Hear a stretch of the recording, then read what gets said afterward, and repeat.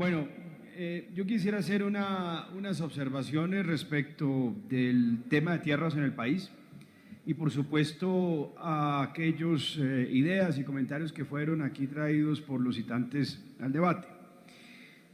Sea primero iniciar esta intervención señalando que definitivamente nosotros poco o nada lograremos hacer en el país en materia de desarrollo agropecuario extensivo o en materia de reforma agraria si no logramos previamente ordenar el territorio.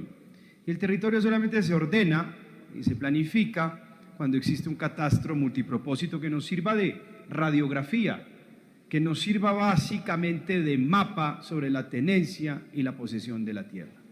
Y ese ha sido tal vez el defecto histórico en materia de política agropecuaria de este país, es que nunca hemos sabido en nuestros 2 siglos de historia republicana cómo se posee la tierra, qué formas de tenencia existen y en últimas, cuánta tierra tienen los colombianos o tiene el Estado bajo la figura de tierras baldías.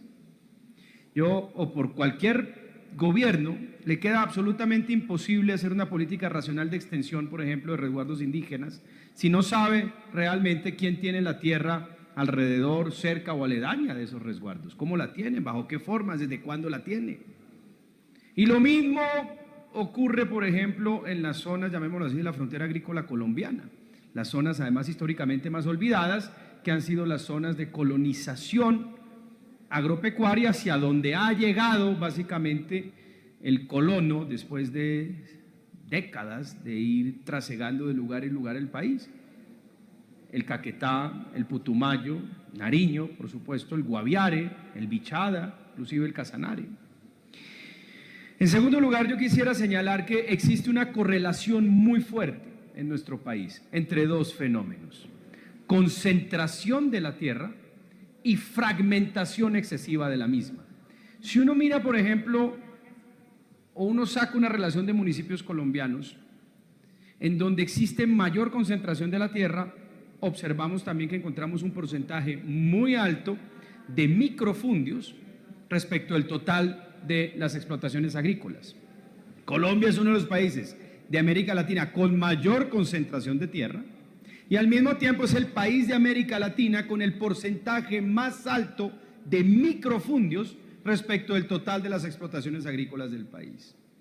Y esto obviamente no obedece, este fenómeno obedece a una relación a un origen monocausal. Esto no puede obedecer a un relato, esto no puede obedecer a una visión de la historia que nosotros hayamos creado sobre la historia o sobre la política. Esto es multicausal.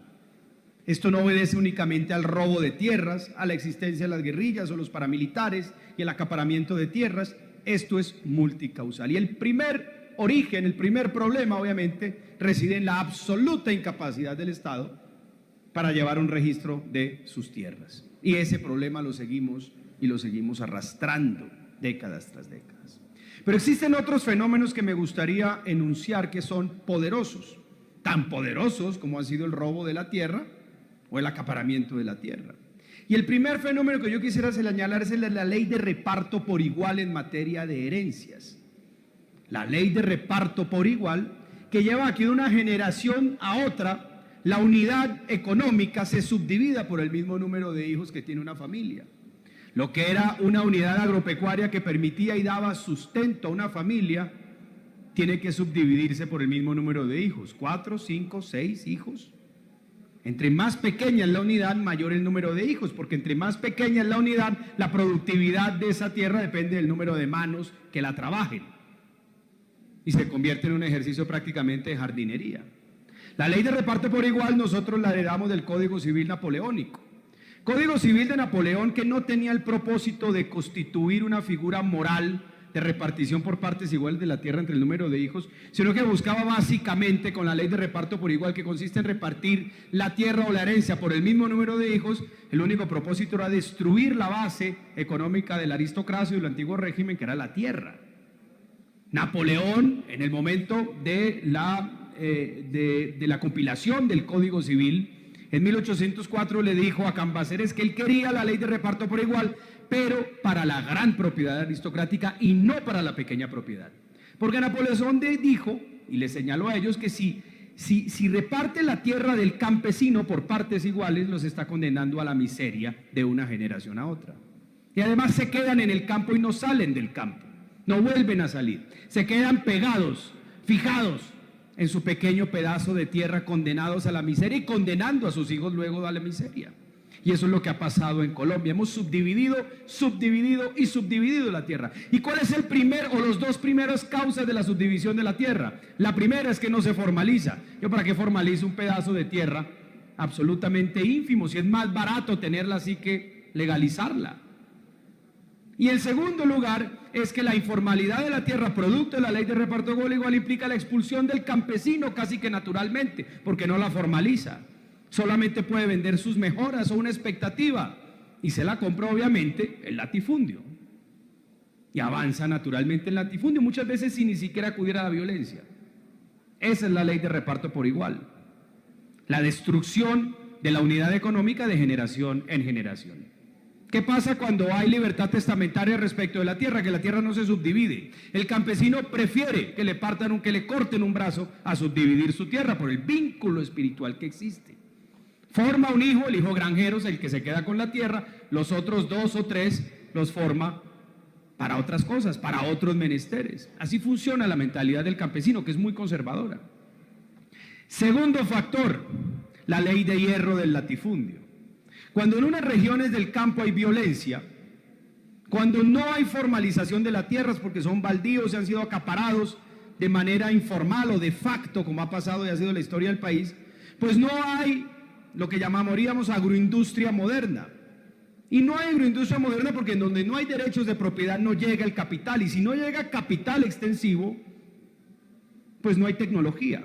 Y si no hay tecnología y no hay capital intensivo en una región de producción agropecuaria, pues hay formas distintas de producción agropecuaria. ¿Y cuál es la más evidente y la que no exige tecnología? La ganadería, que ha sido una forma de desarrollo histórico. Los ganaderos existen no porque sean malos, sino porque acudan a una forma, como a veces se ha pretendido estigmatizar, sino simplemente es porque el único negocio rentable y que da en ciertas regiones del país es ese.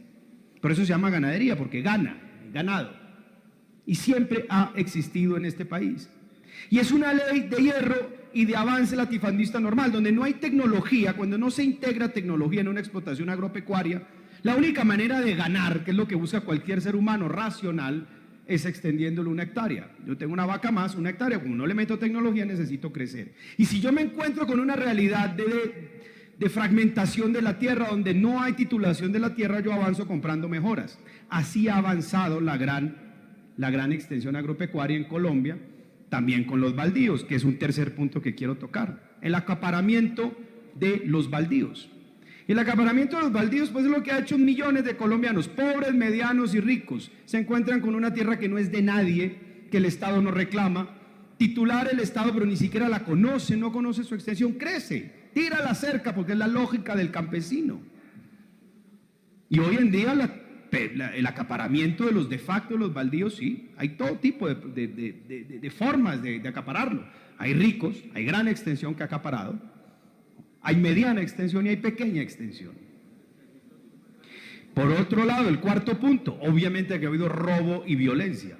¿Cómo negarlo? Es indiscutible.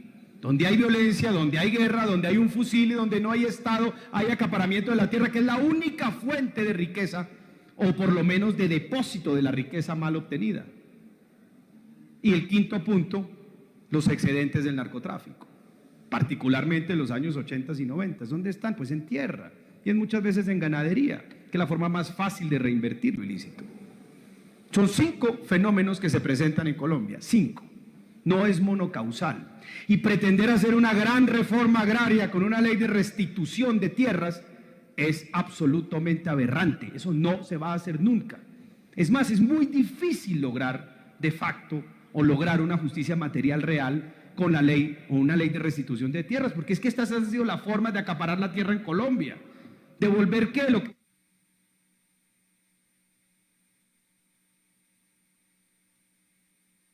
Tiene 1 minuto, senador. Deme 2, por favor, y termino ya, solo 2. Entonces, 2 minutos. Depositar toda la fe en eso es imposible. Respecto a la deforestación, Pues por supuesto que se está dando en el Caquetá, que es donde está el 30, 40%, 30, 35% de los baldíos de este país. Mire, yo les voy a dar un ejemplo simplemente para terminar. Un caso interesante es San Vicente del Caguán, 28.000 kilómetros cuadrados. La tierra en gran parte es baldía, lo que llaman tierra sin títulos. Se vende y se compra, pero con el riesgo legal y por supuesto que es más barata. ¿Cómo pretender que haya desarrollo y crecimiento en el Caquetá si no tenemos un catastro multipropósito? Y si no equilibramos y no entendemos que para que haya una agricultura extensiva, exportadora y que genere capital, hay que traer capital. Y hay que combinar unos sidres o unas formas de explotación que permita traer capital y tecnología con pequeña propiedad. De reforma agraria o propiedad mediana, porque donde hay capital jalona el crecimiento del pequeño. Eso no hay una sola forma, ni el granjero, ni solamente por la vía de sidres o gran extensión. Pero hay que equilibrar. Eso puede ser perfectamente, el Yarí puede ser perfectamente el Cerrado brasileño, como lo puede ser también el departamento del Bichada. Pero se necesita un catastro y se necesita entender que hay que buscar la coexistencia entre diferentes formas de producción. Para abrir esa frontera agrícola, volverla competitiva, integrarla en la economía y lograr justicia social, hay que buscar que llegue capital, que necesita ciertas extensiones, y lograr una reforma agraria también para integrar al campesino pequeño, darle tierra, y eso se hace formalizando muchos baldíos. El grande, que pague y contribuya por los beneficios.